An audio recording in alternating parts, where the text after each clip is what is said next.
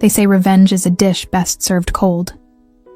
But for Lena, revenge was the fire that fueled her, the silent promise made on her father's grave that became her only reason to exist. She was a ghost with a beautiful face, a woman who could craft the perfect lie but couldn't silence the deafening truth of her loss. With her past destroyed and her future unwritten, she escapes into the one place that holds the key to her vengeance, a glittering gala, a world of shadows and power that is not her own. It's an act of war disguised as an entrance, a single night to find the weakness of a king. But in the crowd, a gaze finds her, and it belongs to a man who owns the city from his throne of glass and steel.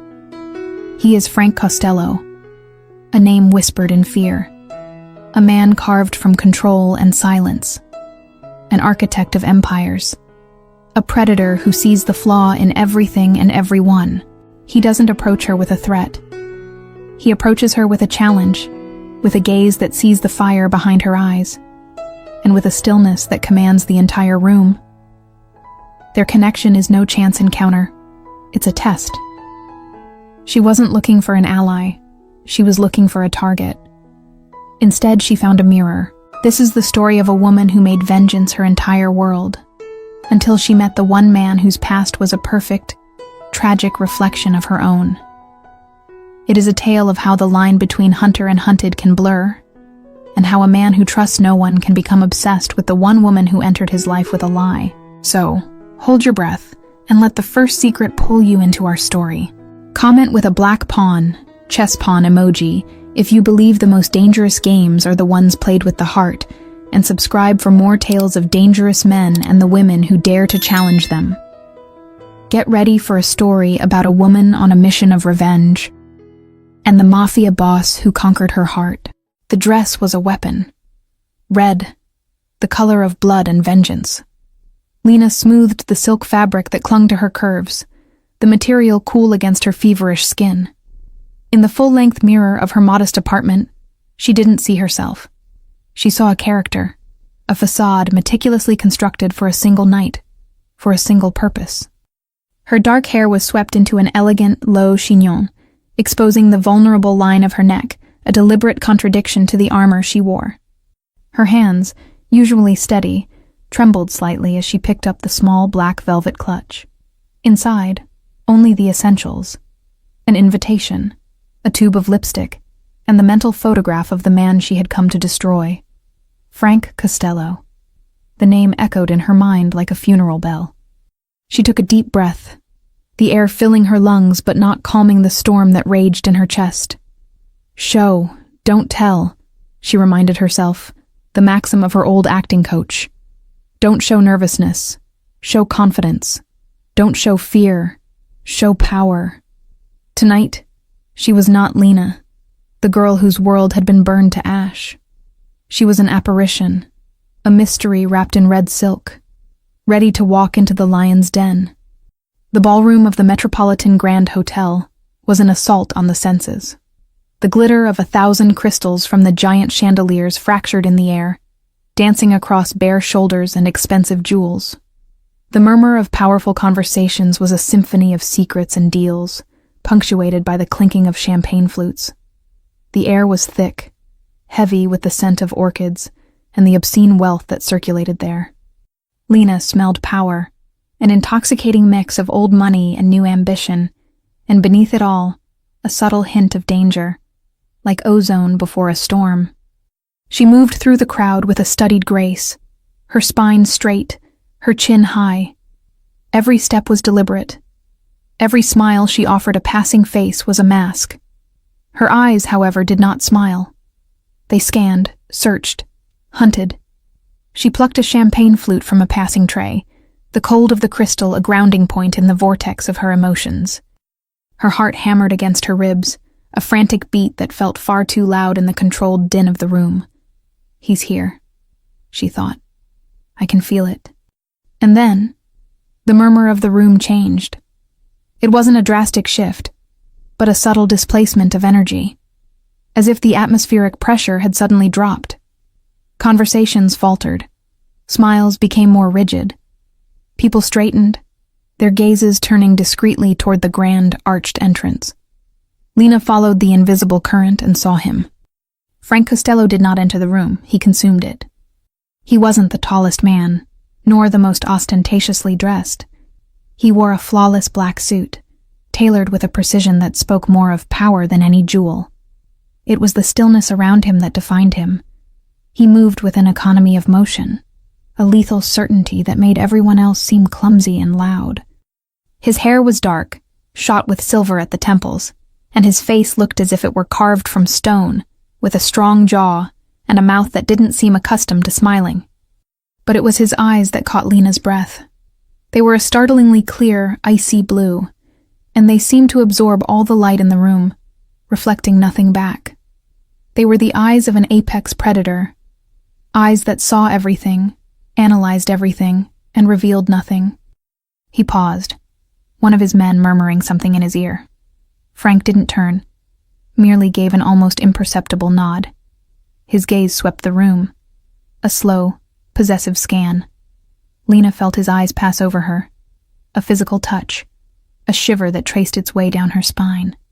For an instant, she felt a primal panic, the instinct of prey that has just been spotted. She forced her fingers to loosen their grip on the glass. Stay calm. You are the hunter, not the hunted. The plan was simple, in theory. Get noticed, intrigue him. Use her beauty and mystery as bait to get close enough to find a weakness, a crack in his fortress. The execution, she was discovering, was something else entirely. To be in the same room with him, to breathe the same air, was like standing near a force field. The intensity he projected was overwhelming. She moved away from the center of the room, positioning herself near a large window overlooking the glittering city night. She feigned an interest in the lights, presenting her back to him, a calculated move designed to pique curiosity. In a room where everyone vied for his attention, indifference was a provocation. She felt his approach before she heard it. It was a change in the air behind her, a shadow that blocked the light from the ballroom. His scent reached her first, not a heavy cologne, but something subtler and infinitely more masculine. A mix of expensive wool, a hint of whiskey, and something else, something clean and cool like the night air. You seem lost in thought, a voice said beside her. The voice was exactly as she had imagined. Deep, calm, with a timbre that vibrated in the air and seemed to settle directly into her bones. Lena turned slowly, schooling her features into an expression of mild surprise. Just admiring the view, she replied, her own voice a little breathier than she would have liked. It's easy to get lost in it. His blue eyes assessed her. It wasn't the appreciative glance of a man looking at a beautiful woman. It was deeper, more analytical. It was as if he were trying to read the pages of a book written in a language he didn't know, but was determined to decipher.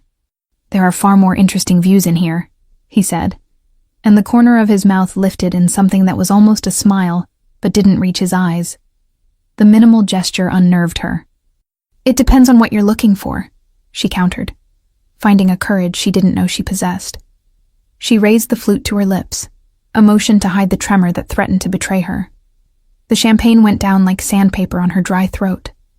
He took a step, closing the space between them. She could now see the fine lines around his eyes, testament to sleepless nights and hard decisions. He was more imposing up close, a physical presence that demanded to be acknowledged. I'm Frank Costello. He didn't extend a hand. He simply stated his name as a fact, like one might state ownership of a territory. Lena, she said, omitting her last name. A mystery was more alluring. Just Lena? The question was soft, but it carried weight. For now. A tense silence settled between them. It wasn't awkward, but charged, filled with unspoken words. It was a test, a mutual assessment. Lena could feel his gaze on her, cataloging every detail. The way she held her glass, the subtle pulse in her neck, the way she refused to look away. He was used to women who flinched under his scrutiny. Lena forced herself to remain still, to meet his gaze head-on, to be his equal in this silent duel. This is madness, a voice screamed in her mind. This is a mistake. He can see right through you. But beneath the fear, something else, something more dangerous was bubbling. A spark of exhilaration. The thrill of dancing so close to the fire. She hated herself for it, for the weakness, for the way her body responded to him, a betrayal of the memory that drove her. "You're not from around here," he stated, not a question. "What makes you say that?" "No one in this room is looking at the city lights," he said, his tone low and confidential. "They're all looking at each other, wondering who has more power. You seem uninterested in the game." "Oh, I'm interested," she thought. "I'm just playing a different game." "Perhaps I find their game boring," she said aloud. The ghost of a smile touched his lips again. "Perhaps it is. Or perhaps you're just looking for a more interesting player." The challenge was laid, hanging in the air between them. Her plan was to infiltrate his world, but standing here, under the weight of his gaze, it felt as though he was the one holding the door open, and she didn't know if she was walking in as a guest or a prisoner. "I have an eye for rare and beautiful things, Lena," Frank said, his voice dropping to a murmur meant for her alone. "And you are the rarest thing I've seen in this room tonight." He raised his hand, not to touch her, but to take her empty glass. His fingers brushed against hers for a fraction of a second. The contact was electric, a jolt that shot through her, hot and unexpected. He passed the glass to a nearby waiter without a glance, his blue eyes still locked on hers. "Stay," he said. It wasn't a request. It was a softly spoken command. He turned and walked away, immediately swallowed by a group of suited men. Lena stood frozen, the spot where his fingers had touched hers tingling. She looked down at her own hands, which were now perfectly steady. The trembling was gone, replaced by an icy clarity. The first step of the plan was a success. She had his attention. But as she watched his powerful silhouette across the room, a terrifying truth settled in her heart. She had come to hunt a monster, but she had been unprepared for the man. And in the dangerous game that was about to begin, she wondered who was truly holding the bait and who was about to take the hook. The word hung in the air long after he was gone. Stay. It was a command wrapped in the thinnest veil of a suggestion, and it coiled in the pit of her stomach. For the next hour, Lena was a ghost at the feast. She drifted between conversations, a polite smile fixed on her lips, nodding at introductions to people whose names evaporated the moment she heard them. But her awareness, every taut nerve in her body, was tethered to him. She didn't need to look. She could feel his presence, a gravitational pull that warped the energy of the room around him. She felt his eyes on her periodically, a brief assessing glance that was as possessive as a hand on her skin. She was a chess piece he had just moved into play, and now he was observing the board, calculating his next 10 moves. The thought sent a chill through her that had nothing to do with the air conditioning. This was more difficult than she'd anticipated. It was one thing to plan a war from a distance, to study maps and profiles of the enemy. It was another thing entirely to be on the battlefield, breathing in the scent of gunpowder, and realizing the enemy was not a monster on a page, but a man of flesh, blood, and unnerving perception. As the night began to fray at the edges, the crowd thinned. The orchestra packed away their instruments, replaced by the muted clatter of staff clearing glasses. The grand ballroom, once a sea of vibrant life, now felt vast and empty, filled with echoes and shadows. Lena remained by the window, a solitary figure in red against the sprawling darkness of the city. She had stayed, as commanded. Now the move was his. The sound of his footsteps on the marble floor was unmistakable, each step deliberate and sure. He stopped beside her, and the silence stretched, thicker this time, more intimate in the cavernous, emptying room. "I trust your evening was tolerable," he said, his voice a low rumble. "It was an education," Lena replied, turning to face him. The mask of the mysterious guest was beginning to feel heavy. "Oh? And what did you learn?" He leaned a shoulder against the window frame, a casual posture that belied the intensity in his gaze. She chose her words carefully. I learned that in a room full of people trying to shout, the quietest man is the one who is truly heard.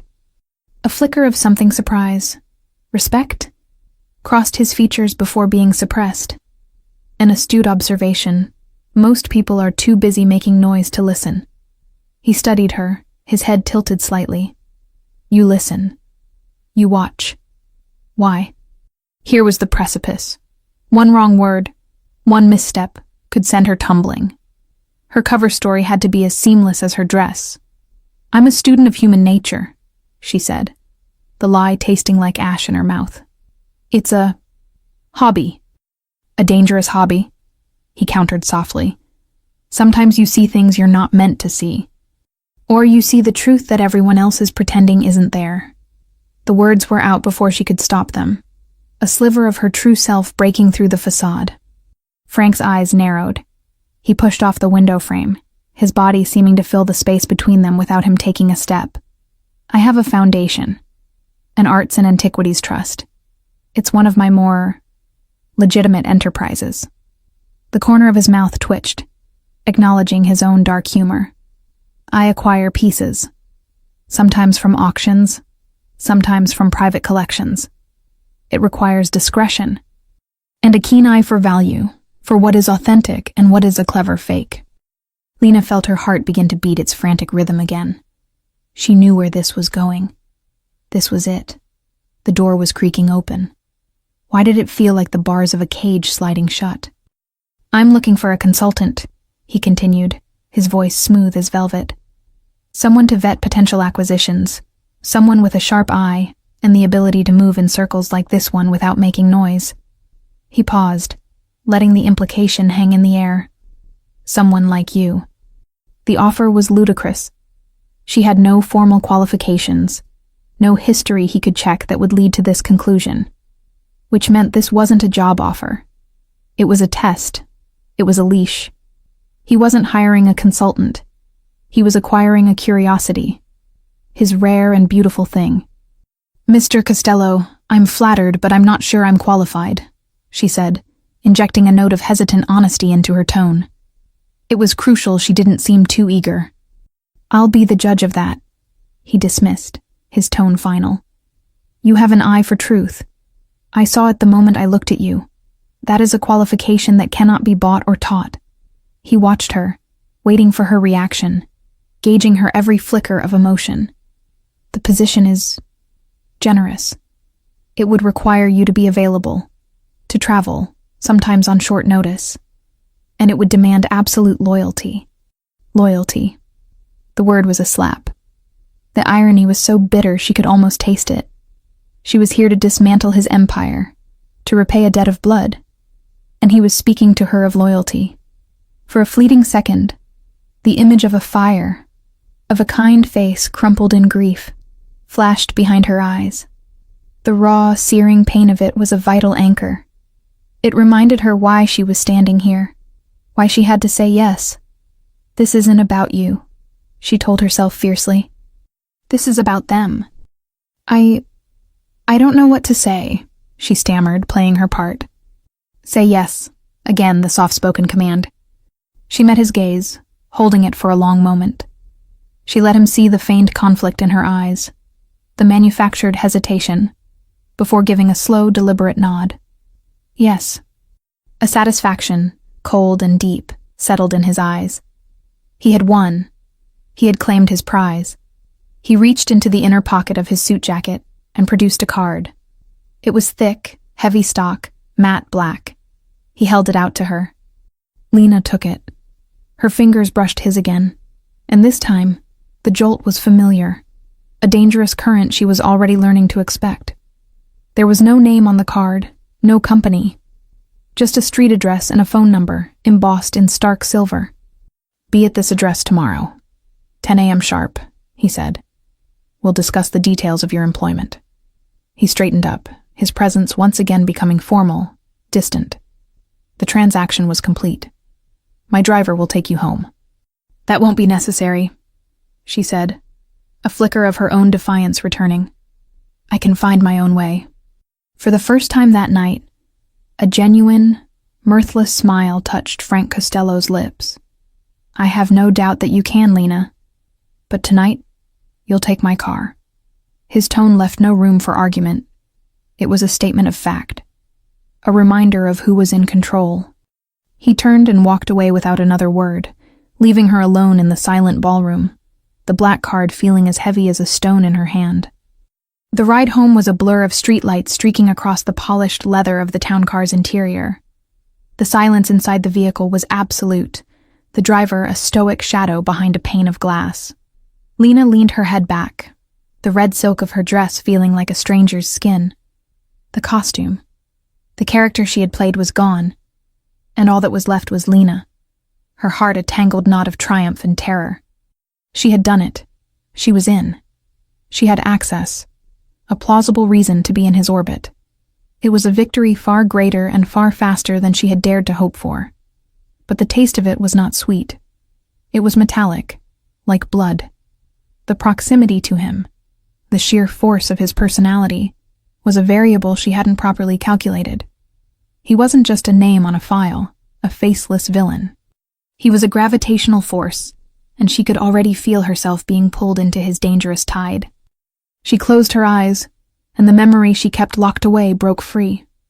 A quiet suburban street, the smell of burning wood, the high-pitched wail of sirens growing closer, always too late, and a promise she had made to the ghost of her father, a whisper over a cold grave. Opening her eyes, she looked down at the black card in her hand. It was a key, a weapon, and perhaps a death sentence. She had walked into the lion's den, and the lion had just offered her a gilded cage. And tomorrow at 10 a.m., she would willingly walk inside and lock the door behind her. The next morning, the red dress lay pooled on a chair in her apartment, a discarded snakeskin. In its place, Lena chose armor of a different sort.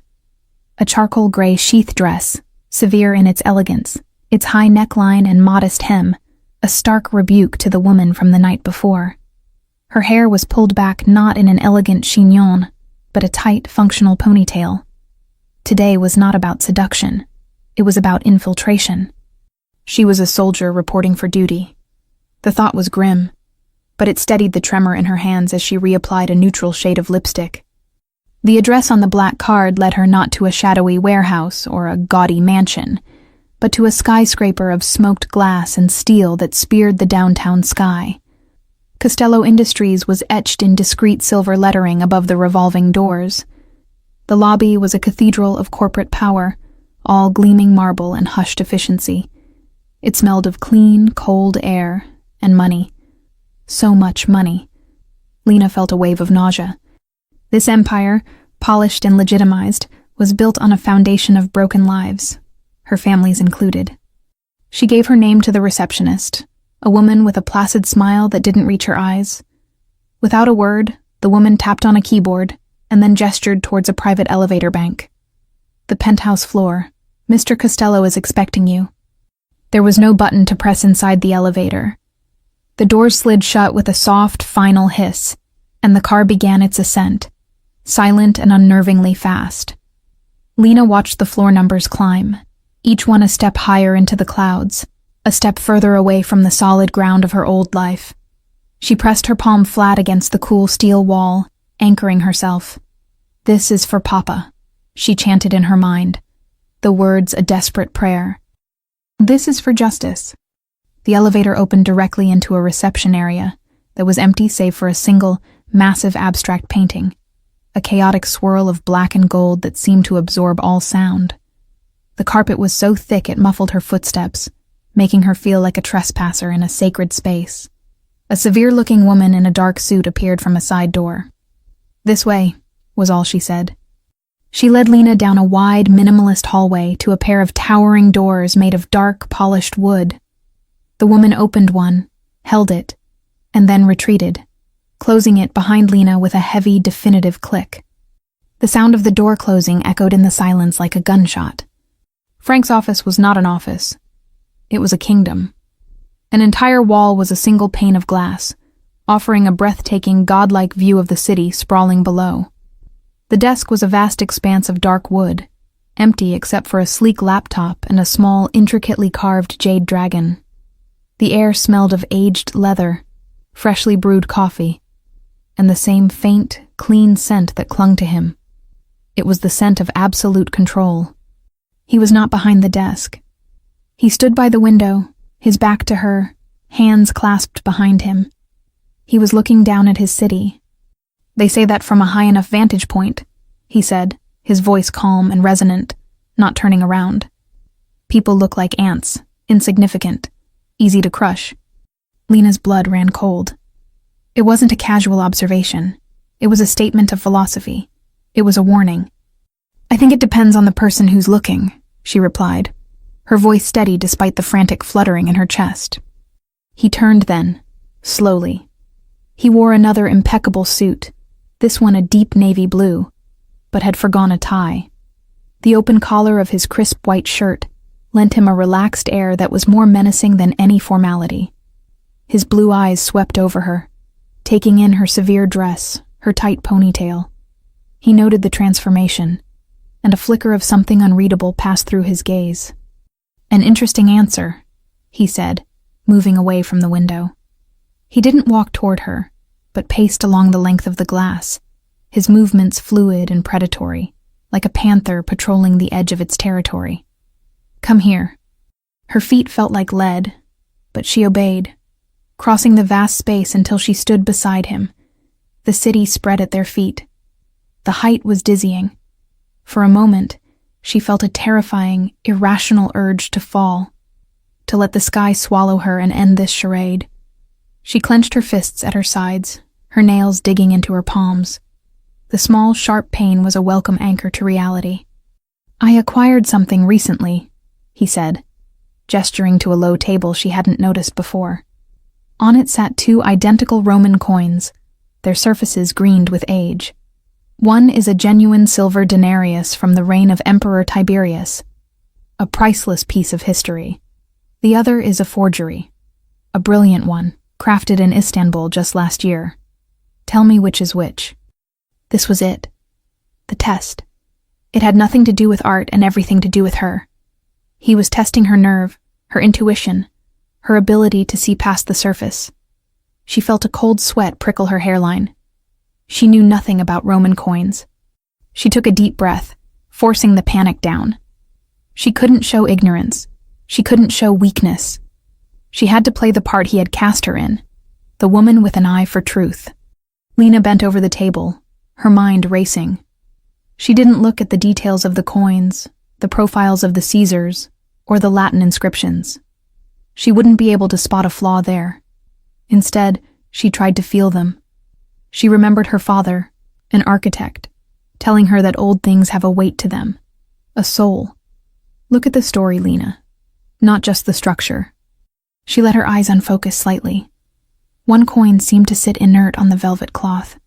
It was perfect, almost too perfect.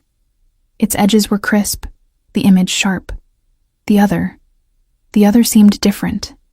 Its edges were softer, worn smooth by 1,000 hands, 1,000 pockets, 2,000 years of existence.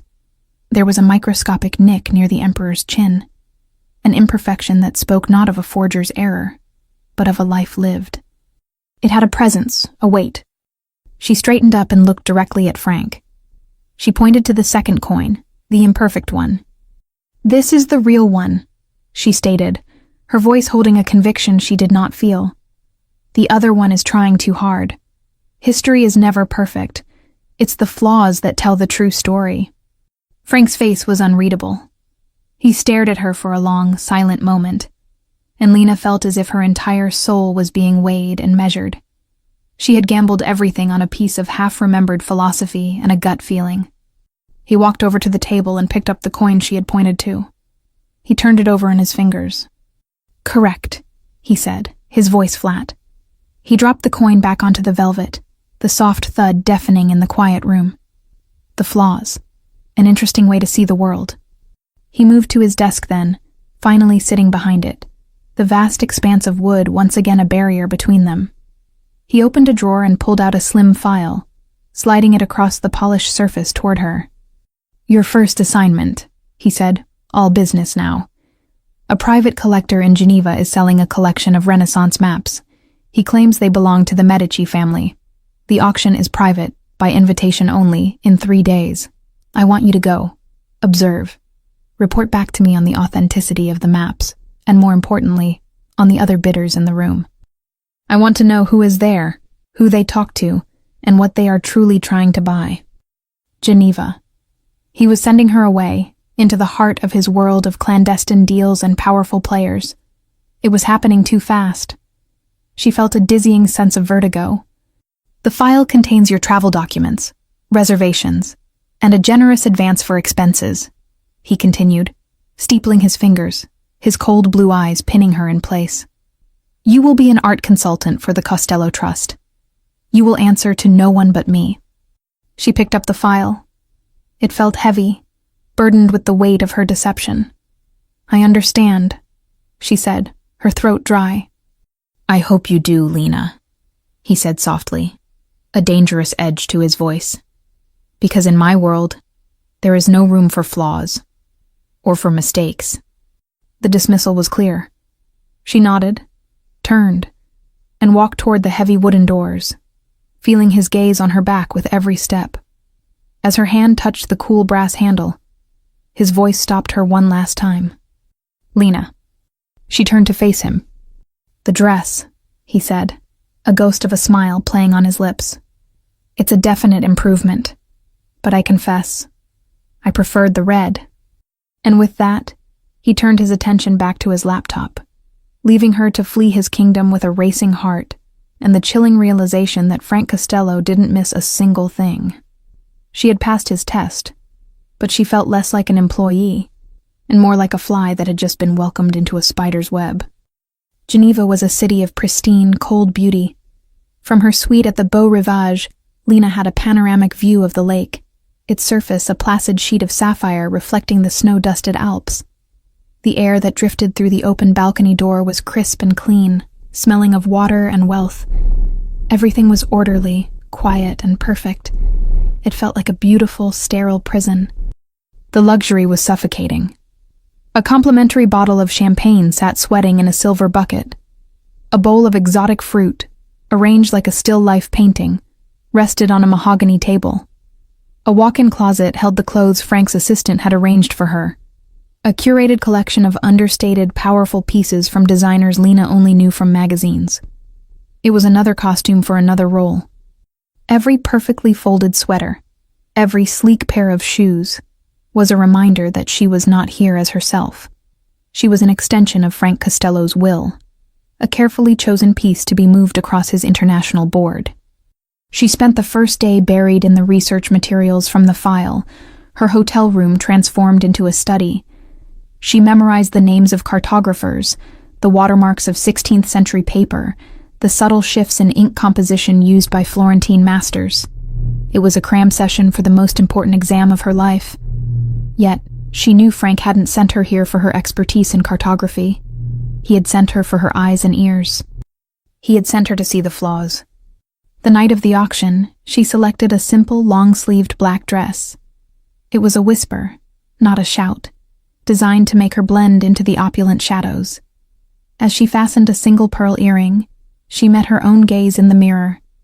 The woman looking back was a stranger, composed, cool, her eyes holding a depth of calculation that was new and unsettling.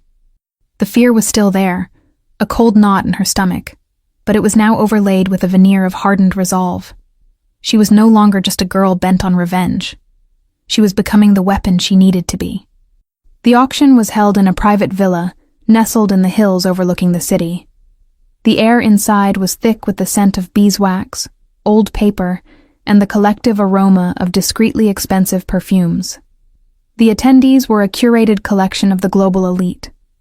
Russian oligarchs with stony faces, elegant French industrialists, and sun-weathered men who could have been anything from Texas oil barons to South American tycoons.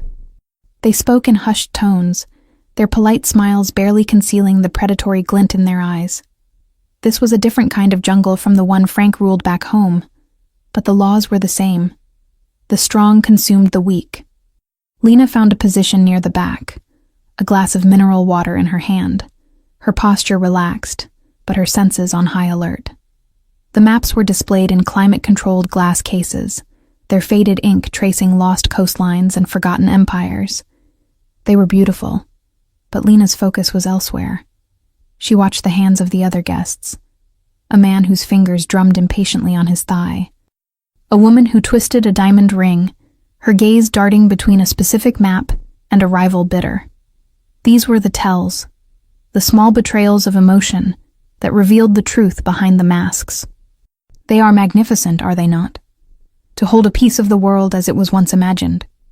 The voice was smooth, accented with Parisian French, and it came from just beside her. Lena turned to see a man in a perfectly tailored gray suit, his silver hair swept back from a handsome, tanned face. He was smiling at her, a charming, easy smile that seemed out of place in the tense room. "They hold the dreams of old kings," Lena replied, her voice even. "A poetic way to see them." He extended a hand.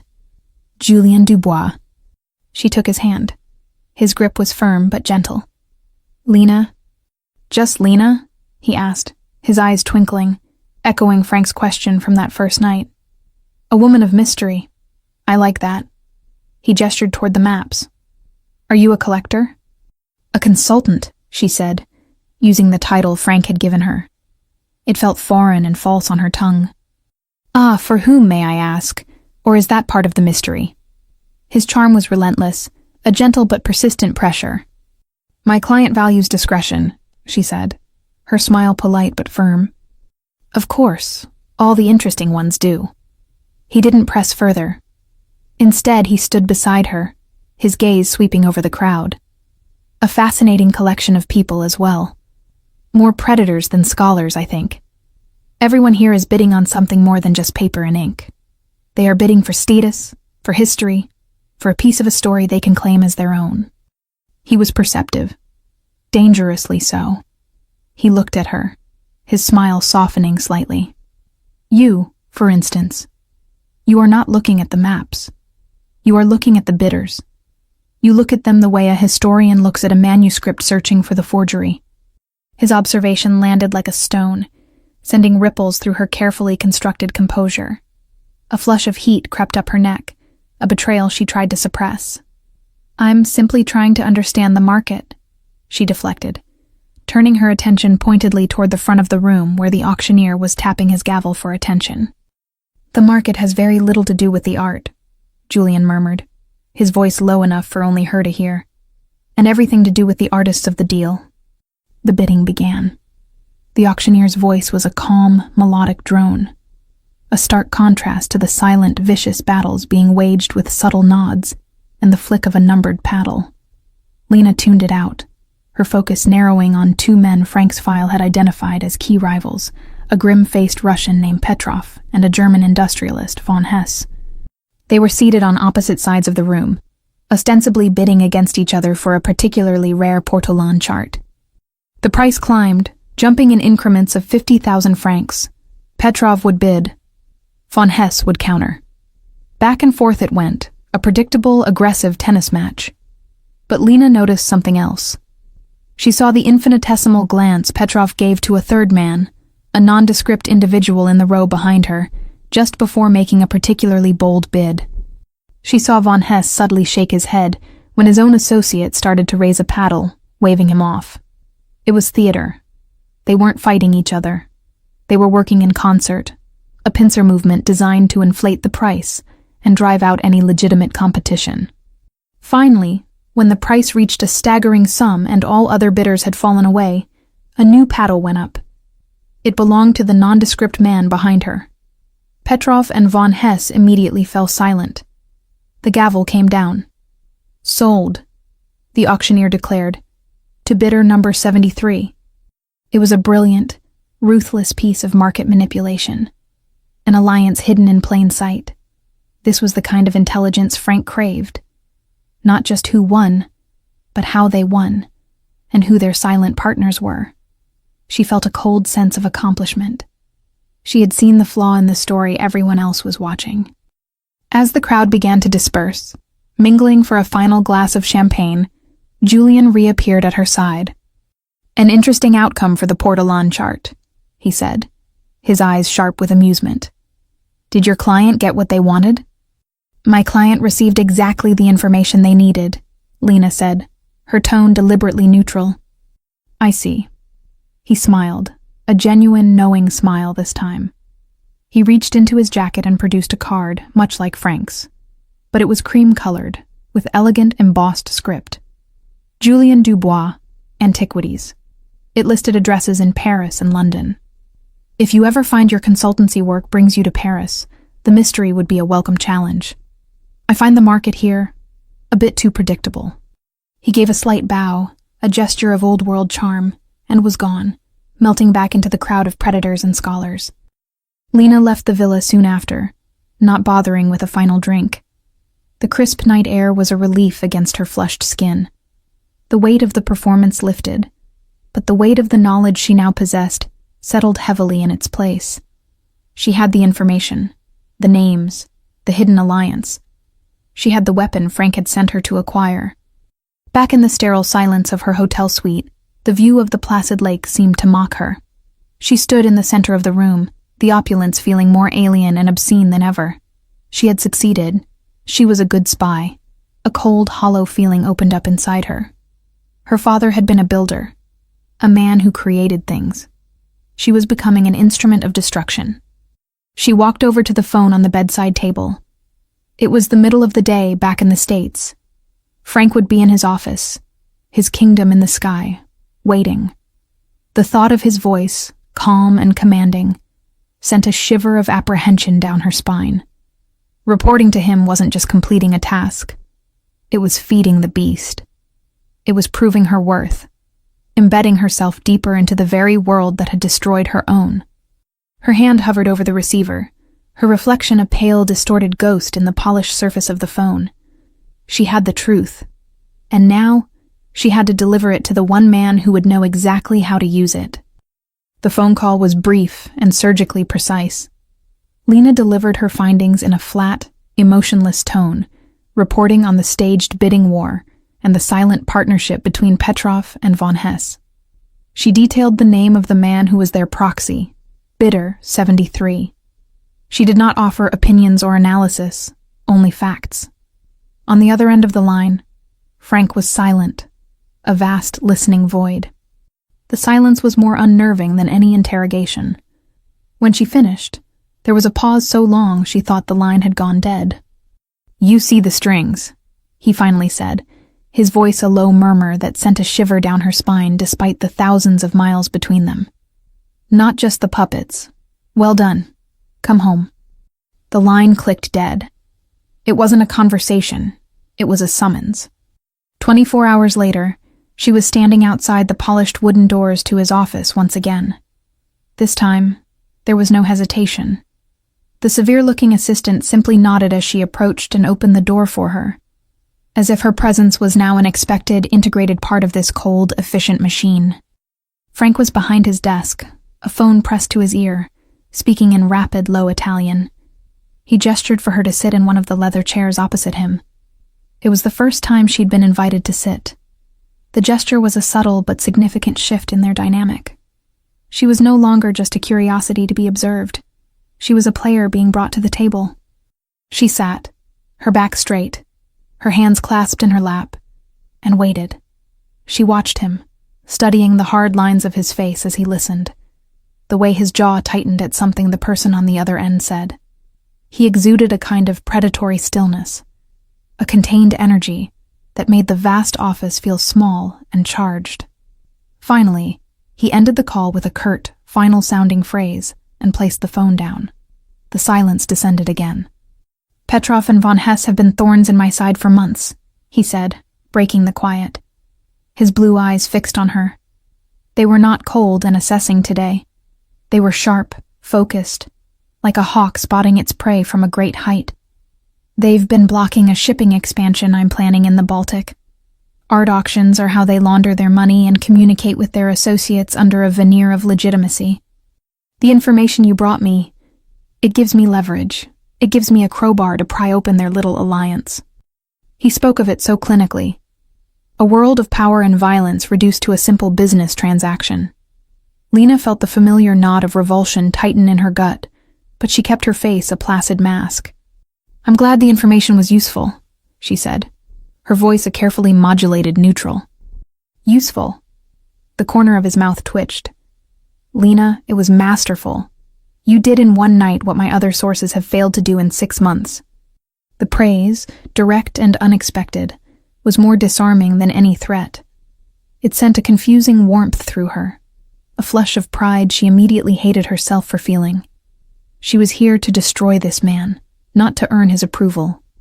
She averted her gaze, looking at the small jade dragon on his desk. Frank noticed the direction of her gaze. He leaned forward, the faint scent of his coffee and the clean, cold scent of his presence drifting across the desk. "Do you like it?" he asked, his voice softer. "It's beautiful," she admitted. He picked it up, cradling the small, intricately carved object in his large hand. The gesture seemed almost tender. "My grandfather gave it to me. He was an immigrant. Came here with nothing but the clothes on his back and a chip on his shoulder the size of Sicily. He told me this dragon represents power, strength, and good fortune. But he also told me its true value is in its flaw." He turned the dragon over. On the underside, almost invisible to the naked eye, was a tiny hairline crack in the jade. "He said that everything, no matter how powerful, has a crack," Frank continued, his voice a low, intimate murmur. "A vulnerability. The secret to winning isn't to be flawless. It's to know your own flaws, protect them, and find the flaws in your enemies." His eyes lifted from the dragon and met hers, and the intensity in them made the air in the room feel thin. "You have a gift for finding them." He was no longer talking about maps or coins. He was talking about her, about them. He stood up, the movement fluid and silent. He walked around the massive desk, removing the barrier between them. Lena's heart began to hammer against her ribs. She stayed seated, a primal instinct screaming at her to run, while a darker, more treacherous part of her was rooted to the spot, captivated. He stopped directly in front of her chair, forcing her to tilt her head back to look up at him. His sheer size, his physical presence, was overwhelming. He blocked the light from the window, casting her in his shadow. She could feel the heat radiating from his body, could see the faint dark stubble along his jaw, could smell the whiskey, faint and sharp, on his breath. "I need that gift, Lena," he said, his voice dropping even lower. "I need your eyes, your loyalty." She wanted to spit the word back in his face, to tell him what he had taken from her, what his world had done to her family. The vengeful words were a scream on the tip of her tongue, but they died there, strangled by the complexity of the moment. She had to stay. She had to see this through. "You have it," she whispered, the 2 words costing her more than he could ever know. His gaze dropped to her mouth. For a heart-stopping second, she thought he was going to kiss her. The air between them crackled, a live wire of unspoken questions and forbidden answers. She could feel the warmth of his breath on her skin. Her own breathing hitched. It was madness. It was wrong. And yet, every cell in her body was screamingly aware of him, of his proximity, of the dangerous magnetic pull he exerted. But he didn't kiss her. He didn't touch her at all. He held himself perfectly still for a moment longer, a test of will, a demonstration of the iron control he held over himself, and by extension, over her. Then he took a half-step back, the spell breaking. The air rushed back into her lungs, and she felt a dizzying sense of both relief and a strange, sharp pang of disappointment. He returned to his desk, all business once more, the brief, intense moment of intimacy vanishing as if it had never happened. "There's a shipment coming into the port of Newark next week," he said, his tone clipped and professional. "Officially, it's Italian marble. Unofficially, it's something else. There are people who want to intercept it. I need you there. I need you to watch, to be my eyes on the ground." This was different. This wasn't a glittering auction in Geneva. This was the docks. This was the gritty, dangerous reality of his business. This was a step deeper into the darkness. "What will I be looking for?" she asked, her voice surprisingly steady. "Flaws," he said simply, his blue eyes locking with hers across the expanse of the desk. "You'll know one when you see it." He dismissed her with a nod. Lena stood, her legs feeling unsteady. She walked out of the office, the heavy doors closing behind her, the sound sealing her fate. As she rode the silent elevator down, she brought a trembling hand to her lips. They tingled, as if he had kissed her after all. She had gone into his office a soldier. She had walked out a confidant. The line between her mission and her role was blurring into a dangerous gray, and she was beginning to fear that the biggest flaw Frank Costello had was the one he was starting to see in her, a reflection of himself, and she was terrified that he might be right. The port of Newark at night was a different world. It was a mechanical, skeletal beast, all sharp angles and deep shadows under the sickly orange glow of the sodium lamps. The air, thick and heavy, was a harsh cocktail of salt, rust, and diesel fuel. It clung to the back of her throat. The rhythmic clang of metal on metal and the low, guttural groan of heavy machinery were the monster's sleeping breaths.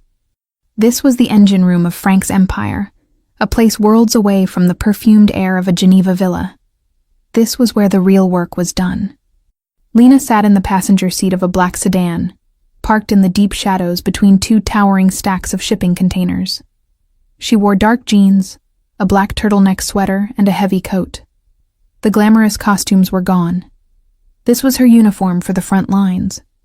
The man in the driver's seat had introduced himself as Sal. He was built like a refrigerator, with a shaved head and a flattened nose that suggested it had been broken more than once. He hadn't spoken more than 10 words to her since picking her up, his silence a heavy cloak of disapproval. She was an outsider, a woman, and clearly, in his eyes, a liability. She could feel his skepticism radiating from him in waves. He was one of Frank's men, a soldier. She was... what? A consultant? The title felt absurd here.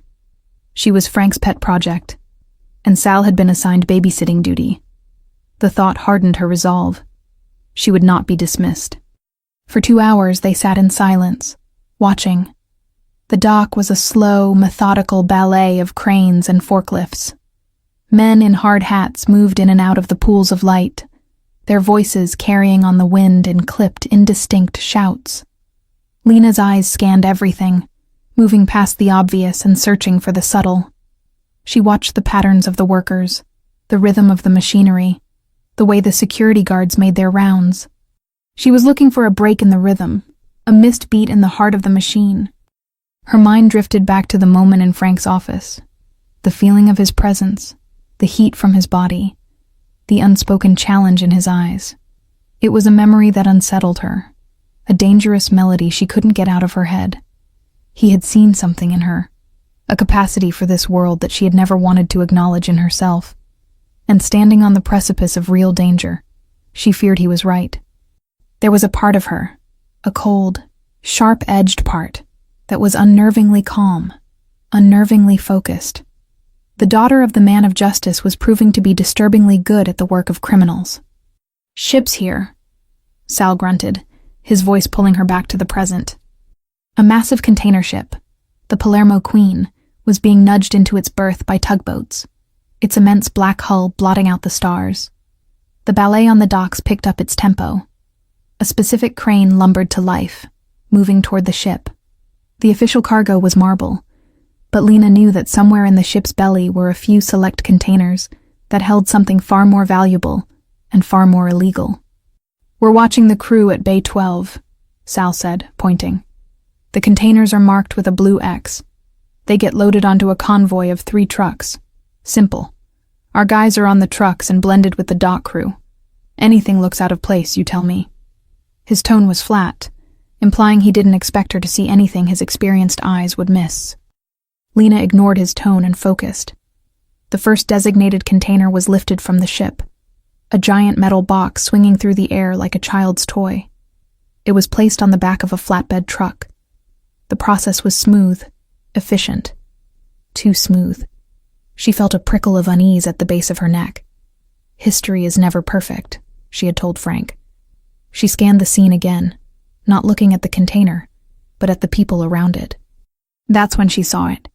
A flaw. It was small, almost insignificant. One of the dock workers, a man in a grease-stained jacket standing near the truck, was not watching the container. In a place where a falling multi-ton box was a constant threat, everyone watched the cranes. But this man, he was watching the gate. He kept glancing towards the main entrance of the port, a subtle, repetitive turn of his head. He pulled a pack of cigarettes from his pocket, his hands fumbling slightly. He lit one, the small flare of the match illuminating a face slick with sweat, despite the cold night air. "Sal," Lena said, her voice quiet but firm. "I see it, all clear," he grunted, his eyes on the truck. "No. Look at the man by the front wheel of the truck. The one smoking." Sal's gaze shifted, his eyes narrowing. "He's just a dock worker. What about him?" "He's nervous," Lena said, "and he's not watching the load. He's watching the gate. He's waiting for something." Sal stared for a long moment. She could feel his skepticism warring with the ingrained habit of following an order, even a suggestion from this strange woman. "Could be anything," he finally said, but there was a new note of uncertainty in his voice. "His hands are shaking," Lena pressed, "and he just lit a filtered cigarette from the wrong end." Sal's head snapped back to the man. It was true. The tiny orange glow was at the white, filtered tip, a mistake no smoker would ever make unless their mind was entirely elsewhere. It was a tiny, stupid human error. A perfect flaw. "Son of a bitch," Sal breathed. The disbelief in his voice was gone, replaced by a sudden, sharp-edged tension. He reached for the radio clip to his visor. "He's a spotter. There's a welcoming committee." He spoke a few curt words of code into the radio. "The package has a shadow. Gate watch is compromised." The response was a crackle of static and a single clipped word of acknowledgement. Instantly, the atmosphere on the dock shifted. It was almost imperceptible, but Lena felt it. The movements of the men she now knew were Frank's people became more deliberate, their postures changing. A forklift that had been idling nearby suddenly moved, its heavy tines blocking a key access route.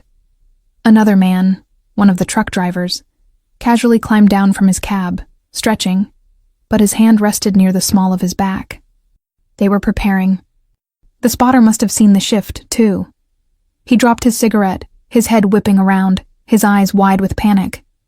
He started to back away, turning to run. And then all hell broke loose.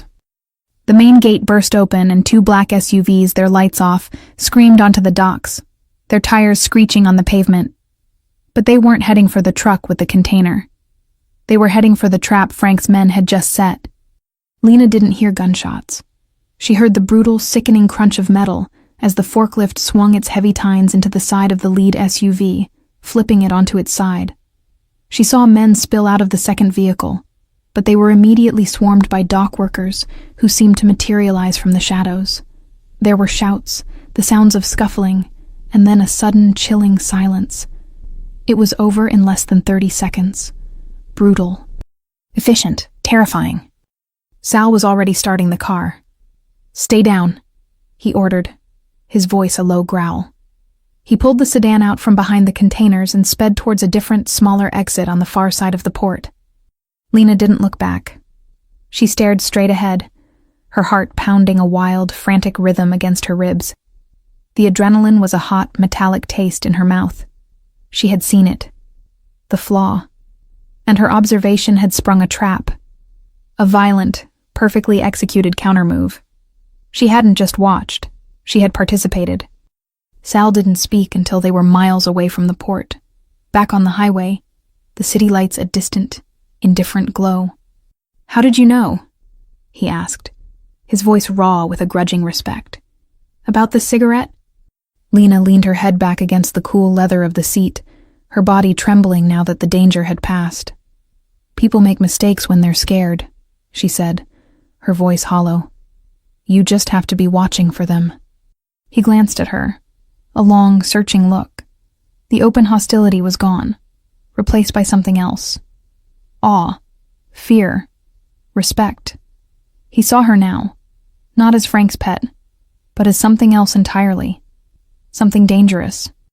And in the darkness of the car, speeding away from the quiet violence she had helped unleash, Lena finally had to confront the terrifying truth. He wasn't the only one. She was starting to see it in herself too. The aftermath of the docks was silence. For 3 days, Lena heard nothing. She stayed in her apartment, the city outside her window feeling like a world away. The adrenaline had faded, leaving behind a low, humming anxiety and a profound sense of dislocation. She replayed the events in her mind, the screech of tires, the horrifying crunch of metal. She had been the catalyst for that violence. The thought was a cold, heavy stone in her stomach. She had set out to expose a world of brutality, but instead, she was becoming an expert in its mechanics. She found herself looking in the mirror and not recognizing the woman who stared back. Her eyes seemed darker, her expression more guarded. The soft edges of the girl who had mourned her father were being honed into something sharp and hard. Was this what justice required? Or was this the cost of vengeance becoming the very thing you sought to destroy? The question haunted the long, silent hours. On the 4th day, the summons came. It wasn't a call, but a knock on her door. Sal stood in the hallway, his large frame filling the doorway. He wasn't wearing his usual dock worker disguise, but a dark suit that made him look even more imposing, like a bodyguard or an undertaker. "Frank wants to see you," he said. His tone was different now. The grudging respect he'd shown in the car had solidified. "Not at the office. He's at the SEMA Club." Lena knew the name. The SEMA Club was one of the most exclusive, old-world Italian social clubs in the city. A place where men like Frank conducted business over plates of pasta and glasses of red wine. Their conversations shielded by decades of tradition and an unwritten code of silence. It was the heart of his territory, a place no outsider was ever invited. This was more than a debriefing. This was an anointment. The drive was silent, but it was a different silence than before. It was no longer fraught with tension and disapproval. It was the quiet of shared experience, a grim acknowledgement of the line they had crossed together at the port. The SEMA Club had no sign. It was a simple brownstone on a quiet, tree-lined street, its windows dark and uninviting. Sal led her down a short flight of stairs to a heavy wooden door. He knocked a specific, rhythmic pattern. A small grate slid open. A pair of eyes peered out, and then the door swung inward. The air inside was warm and thick with the smells of garlic, olive oil, and cigar smoke. The room was dimly lit, paneled in dark wood, the tables covered in white linen. It was a caricature of a mafia den, but the men who sat at the tables were anything but caricatures. They were older, their faces etched with the hard lines of lives lived in the shadows. They watched her entrance, their conversations faltering, their eyes hard and assessing. The room fell into a heavy, watchful silence. Lena felt 100 years of history and suspicion directed at her, a single unfamiliar woman in their sacred space. Frank was at a table in the back, in a secluded alcove. He was not alone. An older, impeccably dressed man with a mane of silver hair and eyes as shrewd as a fox's sat with him. Frank rose as she approached, a gesture of respect that did not go unnoticed by the other occupants of the room. The silence deepened. "Lena," he said, his voice a calm anchor in the sea of hostile stares. "This is my uncle, Nico Costello. Nico, this is Lena, the consultant I told you about." Nico did not stand. He appraised her from his seat, his sharp eyes taking in every detail. He gestured to the empty chair. "Sit, child." The command was soft, but it carried the weight of absolute authority. This was the patriarch, the true power behind the throne. Lena sat, her back ramrod straight. She could feel the weight of Nico's scrutiny, a pressure far more intense than Frank's had ever been. Frank's gaze was analytical, his uncle's was soulful. It felt as if he were looking directly into her past. "Frank tells me you have a rare talent," Nico said, his voice a gravelly whisper. "He says you see things others miss. He told me what you saw at the port. The cigarette. A small thing, but small things can topple empires." Lena simply nodded, her throat too dry to speak. "This business you prevented," Nico continued, swirling the dark red wine in his glass. It was the work of the Antonelli family, a new generation, young, foolish boys who think violence is a substitute for strategy. They have been a nuisance. Your insight has given us an opportunity to turn a nuisance into an advantage. A waiter appeared, placing a glass of the same red wine in front of her. The gesture was clearly prearranged. An acceptance. "The man you spotted," Frank interjected, his voice cool and businesslike. "The spotter. We had a conversation with him. He was very cooperative. He confirmed it was an Antonelli operation. He also gave us the location of a warehouse where they store their untaxed liquor shipments. An embarrassing and costly loss for them, should the authorities happen to receive an anonymous tip." Lena felt a chill. The fumbling, sweaty man from the docks. She could picture his terrified face. "We had a conversation with him." The euphemism was terrifying. She had identified him, and in doing so, had signed his death warrant. Or worse. "Strategy," Nico murmured, taking a sip of his wine. He looked at Lena over the rim of his glass. "That is what we value. Not the brute force of a gun, but the subtle art of positioning, of knowing when to press, when to withdraw, and when to set a trap. Frank has the mind for it. But his temper, it is a fire. Sometimes it forges steel. Other times it burns the house down. He needs a calm eye beside him. A steady hand." He paused, his gaze unwavering. "He seems to think you have that." It was a coronation. In this den of killers and thieves, this old man was anointing her. He was validating her role, cementing her place at Frank's side.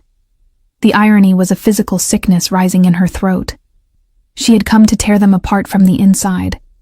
And here was the old king, inviting her into the heart of the family. "I simply report what I see," Lena said, her voice barely a whisper. Nico smiled, a slow, grim stretching of his thin lips. "And what do you see now, child? Here, in this room?" The question was a test, the final test. She let her gaze sweep across the room, meeting the hard stares of the men who were still watching them. She saw suspicion, yes, but underneath it, she saw something else. Absolute, unwavering loyalty. Not just to Frank, but to the old man beside him, to the family, to the code. "I see a foundation," she said, choosing her words with infinite care. "Something built to last. Something that people are willing to protect." Nico's smile widened slightly. He looked at Frank and gave a slow, deliberate nod. It was a sign of approval, of transference. He had officially sanctioned Frank's judgment, and by extension, her. The silent tension in the room finally broke. Conversations resumed, the volume rising to a low hum. The trial was over. Frank drove her home himself that night. Sal was gone.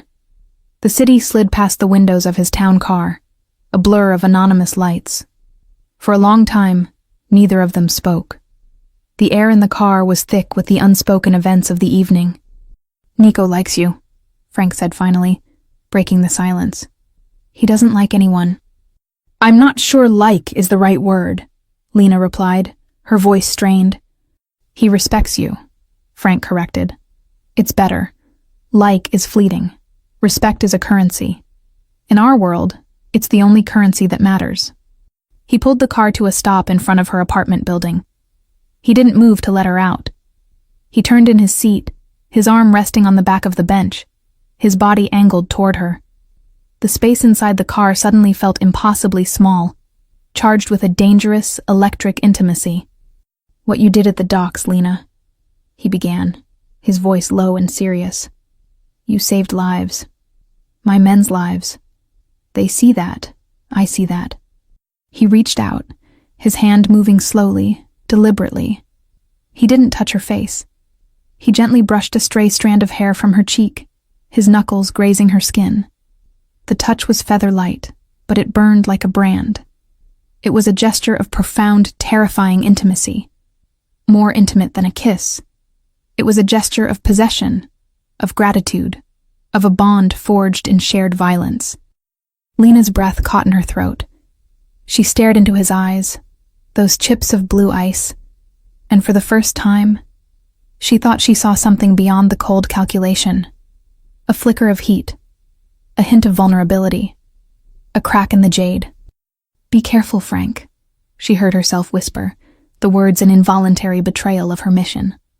His eyes darkened and his hand fell away. The moment was gone. "Go inside, Lena," he said, his voice a rough rasp. "Get some rest." She got out of the car without another word and didn't look back as he drove away. She leaned against the cold brick of her building, her cheek still tingling from his touch. She had come here seeking to be a fire that would consume his world. But she was standing too close to the flames, and the terrifying truth was, she was starting to enjoy the warmth. The weeks that followed settled into a strange, unnerving rhythm. Lena was no longer summoned. She was simply expected. She found herself spending more time in the cold, minimalist world of the Costello Industries penthouse than in her own apartment. She wasn't just a consultant anymore. She was a strategist, a shadow cabinet of one. Frank would present her with problems, a rival encroaching on his territory, a politician who needed convincing, a seemingly legitimate business deal that felt off. He didn't want solutions from her. He wanted her to find the flaw, the single loose thread that, when pulled, would unravel the entire tapestry. And she was terrifyingly good at it. She saw the greed behind a philanthropic gesture, the fear masked by a bully's bravado, the hidden debt that motivated a supposedly loyal partner. She moved through Frank's world like a ghost, her quiet presence and sharp eyes becoming a known and feared quantity among his inner circle. Sal would nod to her with respect. The severe assistant would bring her coffee without being asked. She was being woven into the fabric of the organization, her threads becoming indistinguishable from the rest. One evening, they were in his private apartment, a sprawling space directly above the office. Unlike the cold corporate kingdom below, this space was more personal, though no less controlled. It was all clean lines, dark woods, and vast windows that drank in the glittering city. There were no family photos, no clutter, just a curated collection of art, a wall of books, and an overwhelming sense of solitude. They sat in near darkness, the only light coming from the silent television screen. A local news report was on, detailing an early morning raid by federal agents on a warehouse in Queens. The lead story was about a massive seizure of untaxed liquor. The Antonelli family's name was mentioned. The reporter spoke of an anonymous tip. Frank swirled the amber liquid in his glass, the ice clinking softly. "A costly and embarrassing loss for them," he said, his voice a low, satisfied rumble. He wasn't looking at the TV. He was looking at her. "Your work." Lena stared at the screen, at the flashing lights of the police cars, at the crates being carried out by agents. That was her. She had done that. She had taken a piece from a rival family with nothing but a quiet observation and a phone call. The power of it was a dizzying, sickening poison. She took a sip of the whiskey he had poured for her, the burn a welcome distraction. "You're quiet tonight," he observed. "Just thinking," she said, her voice tight. "About?" She turned to face him, emboldened by the whiskey and the strange intimacy of the darkened room. "About you," she said, the honesty of it surprising them both. "Why this? You could have been anything. This building, the legitimate businesses. It's more than enough. Why the rest of it?" It was a direct probe, a search for the ultimate flaw in the man himself. He didn't get angry. He didn't evade. He stared into his glass for a long moment, the city lights reflecting in the dark liquid. "My father," he said, the words quiet, stripped of his usual authority. "He was a good man, a kind man.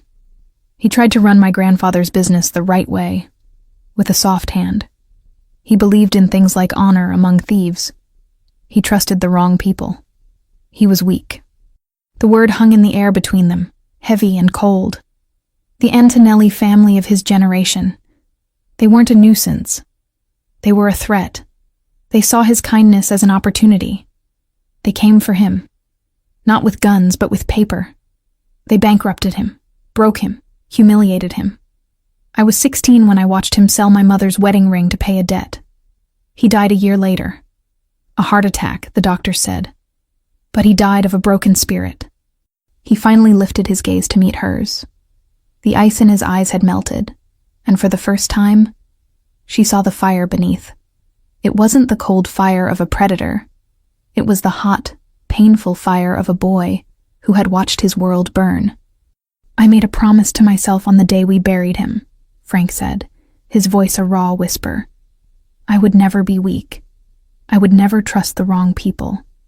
I would build an empire so strong, so impenetrable, that no one could ever take anything from me again. I will not be my father. Lena's breath caught in her chest. His story, his vow, was a perfect, tragic mirror of her own. She, who had sworn vengeance for her father, was sitting with a man who had built an empire on the same promise. They were two sides of the same coin, forged in the same fire of loss. The revelation shook her to her core. How could she destroy a man whose motivations she understood so profoundly? The confession hung in the air between them, a fragile bridge of shared pain. The chasm between them of hunter and hunted, of victim and perpetrator, was suddenly, terrifyingly, gone. All that was left was a man and a woman, both haunted by the ghosts of their fathers. He stood up and walked to the window, his back to her. The Antonellis today are the children of the men who destroyed him. This isn't just business for me, Lena. It's poetry. She rose and went to stand beside him. Drawn by an invisible force she could no longer fight.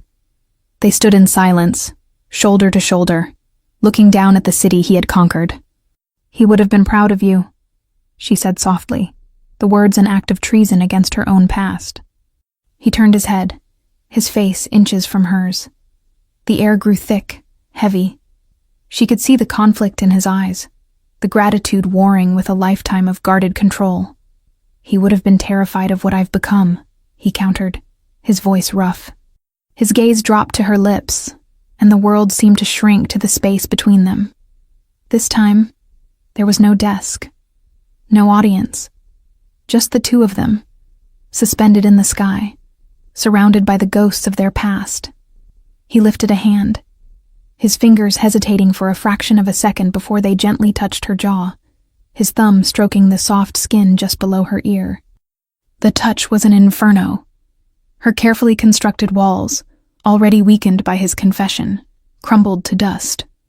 Her mission, her vengeance, all of it evaporated in the searing heat of his touch. All that existed was the raw, undeniable truth. She wanted him. It was a terrifying, self-destructive, and overwhelming truth. She leaned into his hand, a gesture of surrender. His eyes darkened, and he lowered his head, slowly, inexorably. His lips were about to meet hers. It was inevitable, a collision course set in motion from the moment she first walked into that ballroom. But just as their lips were about to touch, she flinched. A flicker of an image, her father's smiling face flashed behind her eyes. It was a desperate, last-ditch act of self-preservation. Frank felt the infinitesimal movement, the ghost of her resistance. And he stopped. The control she had so admired, so feared, slammed back into place. He held her gaze for one more heart-stopping second, a silent question passing between them, before he let his hand drop. The heat was gone, leaving the air cold and empty. "It's late," he said, his voice thick. He turned away from her, putting a wall of glass and city lights between them once more. The moment was shattered. The fragile bridge was broken. "Yes," she whispered to his reflection in the window. "It is." She left his apartment, her body trembling, her mind a chaotic storm. She had nearly succumbed. She had nearly betrayed everything she stood for a man she was supposed to hate. As she walked the cold, empty streets back to her apartment, she clutched the small, worn photograph of her father in her coat pocket. It felt like a cold stone. His memory, which had once been her guiding star, was now just a painful reminder of the woman she was supposed to be, and the woman she was terrifyingly close to becoming. The near kiss, the confession, the raw moment of connection. It had changed everything. A new and unbearable tension now thrummed in the air between them. They were like two celestial bodies that had strayed too close, forever altering each other's orbits. Professionalism became a thin, brittle mask they both wore, a desperate attempt to ignore the gravity that pulled them together. The silences in his office were no longer tactical. They were heavy with unspoken words, charged with the memory of his touch. Lena was adrift. The clear, righteous anger that had fueled her for so long had been contaminated. Frank was no longer a symbol, a monster. He was a man, shaped by a grief that mirrored her own. Her mission, once a simple act of justice, now felt like a profound betrayal. How could she destroy him after he had shown her the cracked foundations of his soul? And worse, how could she not, without betraying the memory of her own father? She was trapped between two ghosts, and the conflict was tearing her apart. She began her own quiet investigation again, but this time, her target wasn't Frank. It was the past. She spent her nights in digital archives, pulling up old news articles, property records, and court filings. She needed to understand the war between the Costello and Antonelli families. She needed to know if Frank's story was the whole truth. She needed something, anything, to reignite the fire of her vengeance and burn away the confusion he had planted in her heart. What she found was murky, a tangled web of shell corporations and back-alley deals. But one name kept appearing in the periphery of her father's business collapse. Nico Costello. Not Frank. The old man. The patriarch. A cold seed of doubt began to sprout in the fertile ground of her confusion. One afternoon, Frank called her to his office. The moment she walked in, she knew something was wrong. The usual predatory calm was gone, replaced by a restless, caged energy. He was pacing in front of the window, his jaw tight, his shoulders rigid. "We have a problem," he said without preamble, his voice like flint. "A big one. The Antonellis are making a move. Not on our businesses, on us." Lena felt a surge of cold adrenaline. What kind of move? "Nico is a man of routine," Frank said, stopping to stare out at the city. "Every Thursday he plays cards at the SEMA Club. Has for 40 years. Same time, same route, same driver. He thinks it makes him predictable, and therefore safe. I've told him for years it makes him a target." He turned to face her, and the look in his eyes was raw. "We have a source inside the Antonelli crew. They're planning to hit his car tonight, on the way home. It's not a warning, it's an execution." The room seemed to tilt. Nico, the old man who had looked into her soul, who had anointed her. The thought of him. "What are you going to do?" she asked, her voice a strained whisper. "I'm going to end it," Frank said, his voice dropping to a low, lethal growl. "I've been playing chess with these children. Tonight I'm flipping the board over. My source gave me the location where they're staging the hit. We're going to get there first. We're not going to stop them. We're going to erase them." The finality in his tone was absolute. This wasn't business. This was the fire Nico had warned her about, finally unleashed. "Why are you telling me this?" Lena asked, her heart pounding. "Because I need you," he said. And the simple admission was more shocking than the threat of violence. "My men are soldiers. They see the enemy in front of them. You. You see the board. You see the traps. I want you at the command post with me. I need your eyes." The command post was a darkened van parked on an industrial street, its windows offering a clear view of the shabby auto body shop where the Antonelli crew was gathering. The air inside the van was thick with tension and the smell of ozone from the bank of electronic surveillance monitors. Lena sat in front of a screen that showed a grainy black and white feed from a hidden camera across the street. Frank stood behind her, a dark, silent statue, his presence a palpable force. Sal was at the wheel, his knuckles white as he gripped it. On the screen, Lena watched as several men armed with automatic weapons loaded into two cars.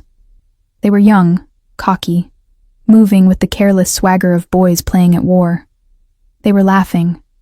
"They think they're about to make history," Frank murmured from behind her, his voice a venomous whisper. "They're right. Just not the way they think." Lena felt a wave of nausea. These were the men she was supposed to see as her allies in taking Frank down. But watching them, she felt nothing but revulsion. They were cheap thugs, driven by ego and greed. They weren't fighting for a father's memory. They were just killers. Her eyes scanned the scene, her mind working, looking for the flaw in Frank's plan. His strategy was brutal and simple. Wait for them to leave, follow them, and then ambush the ambushers, catching them in a pincer movement on a deserted stretch of road. It was a perfect trap. But something was wrong. It was too easy. The Antonellis were reckless, but were they stupid? To stage a hit on Nico Costello from such an obvious, grimy location? It felt theatrical. Show, don't tell. "Frank," she said, her voice tight, "this is a performance." "What are you talking about?" he snapped, his patience worn thin. "Look at them," she urged, pointing at the screen. "They're not acting like a professional hit squad. They're acting like gangsters from a movie. They're drawing attention to themselves. And this location, it's exposed. Why not a private garage? Why a place with so many windows?" She turned in her chair to look up at him, her eyes wide with a sudden, horrifying realization. This isn't the hit squad. This is a diversion. They want you to see them. They want you to follow them. Frank stared at the screen, his face a mask of stone. To lead us into a trap. "No," Lena said, her mind racing, connecting the dots. "To lead you into a trap. To pull you and your best men away from what they're really after." "Nico's route is covered." Frank started to argue, but she cut him off. "It's not Nico," she said, the horrible certainty landing in her gut. "He's the bait, but he's not the target. They know how you think. They know you'd do anything to protect him. They know you'd bring your strongest forces to cut them off. Who does that leave unprotected?" Frank's eyes widened, a flicker of cold, primal fear breaking through his composure. The one person he never considered a target. The one person he assumed was untouchable. Removed from the game. "You," he breathed. Suddenly, everything made sense. The performance at the auto shop, the obvious bait. The entire operation wasn't about killing an old man. It was about creating a crisis that would draw the king out from his castle, leaving the throne empty. And what was the throne? The source of all his power, his office, his kingdom in the sky.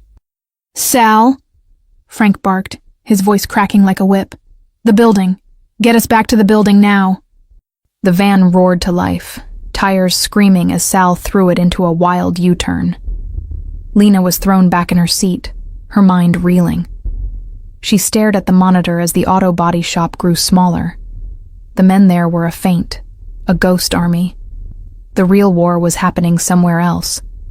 And as they sped through the city, back towards the gleaming glass tower that represented everything Frank had built, a single devastating thought pierced through Lena's panic.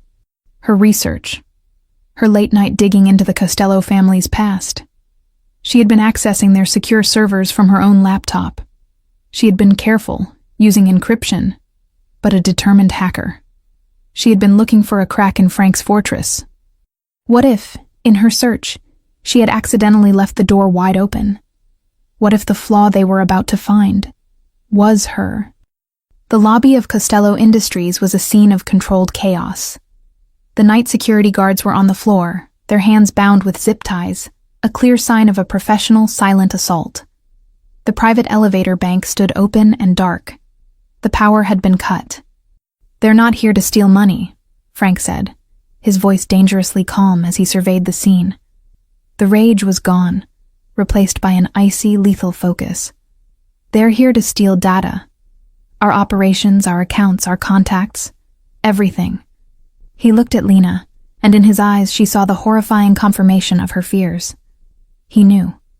They're after the servers.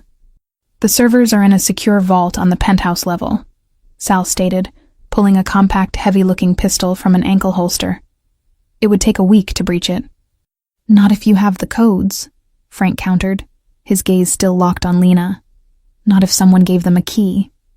The accusation was unspoken, but it hung between them, heavy and suffocating. My God, she thought, her blood turning to ice. Had she done this? Had her quest for information been the ultimate act of betrayal? "The stairs," Frank commanded, turning away from her. "Let's go." The climb up 60 flights of stairs was a grueling, heart-pounding ascent through a silent, dead building. Lena's lungs burned, her legs ached, but the physical pain was nothing compared to the maelstrom in her mind. She had come here to be the agent of his destruction, and now she was racing to prevent a different version of it, one she may have unwittingly caused. The irony was a bitter acid in her throat. Was this justice? Was this vengeance? It felt like a sick, twisted joke. They emerged onto the penthouse floor, into the hushed, carpeted reception area. The chaotic painting on the wall seemed to mock the silent tension. Frank moved with a predator's grace, Sal a half-step behind him, a loyal shadow. Lena followed, her body trembling, feeling utterly useless, a liability. The heavy wooden doors to Frank's office were ajar. From inside, they could hear the faint, rhythmic clicking of a keyboard. With a silent hand signal, Frank and Sal took positions on either side of the doorway. Frank glanced at Lena, a final, unreadable look, and then he kicked the door open. They burst into the room. The scene was anticlimactic. No army of thugs, just one man, sitting at Frank's desk, his back to them, typing calmly on Frank's laptop. He didn't even flinch at their violent entrance. "I was wondering when you'd figure it out, Frankie," the man said, his voice smooth and familiar. He slowly swiveled the leather chair around to face them. It was Julien Dubois, the charming, silver-haired art dealer from Geneva. He smiled, a lazy, confident expression on his handsome face. He wasn't armed. He didn't need to be. "Julien," Frank breathed, his voice a mixture of disbelief and pure hatred. "You work for the Antonellis?" "Work for them?" Julien laughed, a soft, condescending sound. "My boy, my mother was an Antonelli. I am the Antonellis. The young, foolish boys were my cousins. Cannon fodder to keep you occupied." He gestured around the magnificent office. "All this empire you built on the ghost of your father. It's impressive. But you made the same mistake he did. You trusted the wrong person." His eyes slid from Frank and settled on Lena. "Didn't he, my dear?" Lena felt the floor drop out from under her. "What are you talking about?" she whispered, her voice shaking. "Your late-night activities have been most helpful," Julien said, his charming smile turning cruel. "Your digital footprints led my people right to the server's back door. It took some work, but a flaw is a flaw. You were looking for a way to destroy him. Well, congratulations. You succeeded. I'm downloading the last of his files now. Everything. He'll be ruined." So it was true. She had done it. She had been his downfall, just not in the way she had ever intended. She looked at Frank. His face was a mask of granite, but she could see the flicker of profound betrayal in his eyes.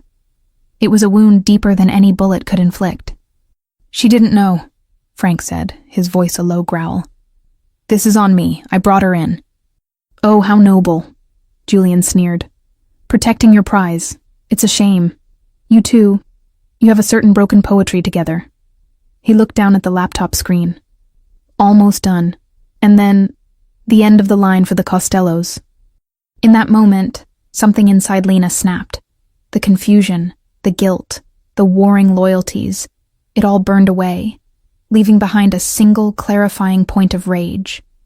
This man, this snake in a bespoke suit, had used her. He had used her grief, manipulated her mission, and twisted her quest for justice into a tool for his own petty war. He had mocked the memory of her father and Frank's. "You're wrong," she said, her voice clear and cold, startling everyone in the room. She took a step forward. "You talk about flaws," she said, her eyes locked on Julian's. "But you have one too, a big one." "Oh?" Julien looked amused.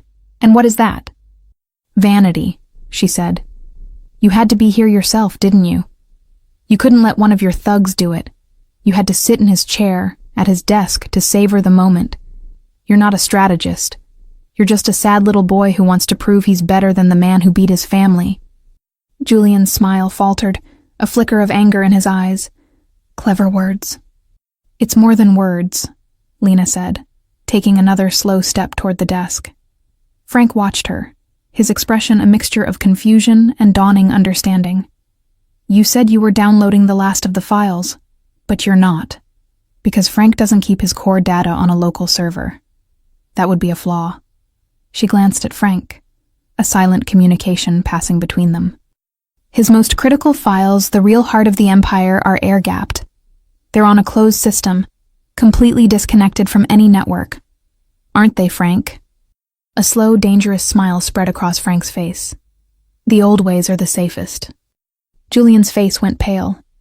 He stared at the progress bar on the screen, then back at them, his mask of smug superiority finally cracking. You're bluffing. Am I? Lena said, now standing directly across the desk from him. What you're downloading is a ghost. A decoy file, bloated to look like the real thing, designed to keep a hacker busy long enough for the system to trace them. She looked at the small jade dragon on the corner of the desk, Frank's talisman. And inside that decoy file is a lovely little virus that, once the download is complete, will wipe every drive connected to your network. You haven't been stealing his kingdom, Julian. You've been poisoning your own.